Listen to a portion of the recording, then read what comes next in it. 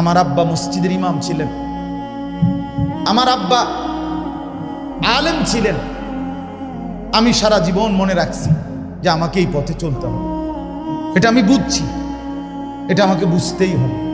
এটা বুঝলেই আমি স্বাভাবিক, এটা না বুঝলেই আমি অস্বাভাবিক। এজন্য দয়া করে এটার আবার আরেকটা আওয়াজ বানাই দিচ্ছি। দেখছেন এখন আরেক রকম হয়ে গেছে না? এজন্য আমি অনুরোধ করলাম ভাই, আবারও অনুরোধ করছি, নিজেকে চিনা। ইস্তাফতি কালবাক, নবী সাল্লাল্লাহু আলাইহি সাল্লাম বলছেন, উম্মত তুমি তোমার দিলকে প্রশ্ন করো, দিলকে জিজ্ঞেস করো, তুমি মুসলমান না অমুসলমান, তুমি জান্নাতে যেতে চাও না জাহান্নামে, তুমি আখিরাতের মুক্তি চাও না আখিরাতের বরবাদি চাও।